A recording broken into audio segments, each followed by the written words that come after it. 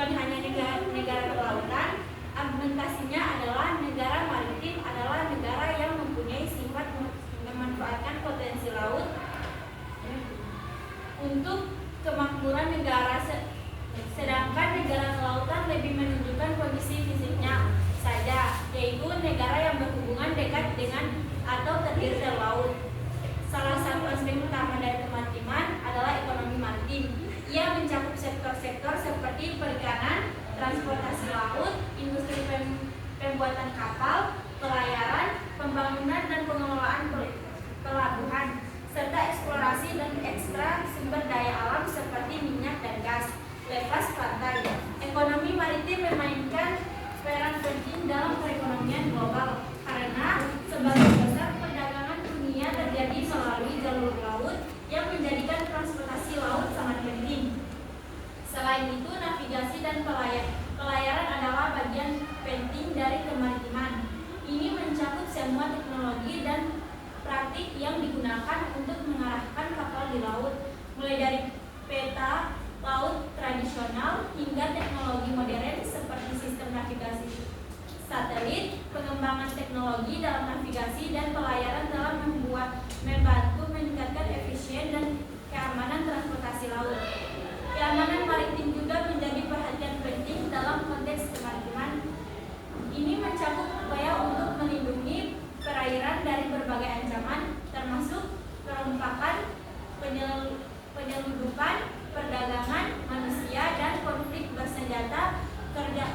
Kerjasama internasional dan implementasi berbagai perjanjian dan peraturan menjadi kunci dalam menjaga keamanan laut.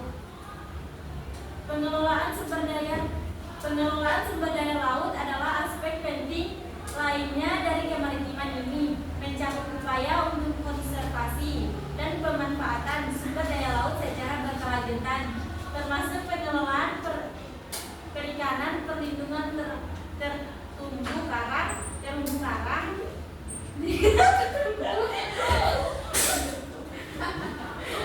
Pulang dari pengelolaan sumber daya laut. Masih itu dulu, tunggu. Bilang langsung ke ya. Lanjut, Jo.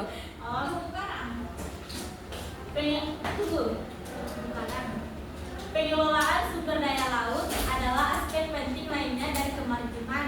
Ini mencakup upaya untuk konservasi dan pemanfaatan sumber daya laut secara berkelanjutan, termasuk pengelolaan perikanan, perlindungan terumbu karang, dan pengendalian polusi laut. Perlindungan lingkungan laut menjadi semakin penting karena dampak aktivitas manusia terhadap ekosistem laut. Selain itu, penelitian dan pengembangan teknologi kelautan menjadi bagian integral dan kemaritiman.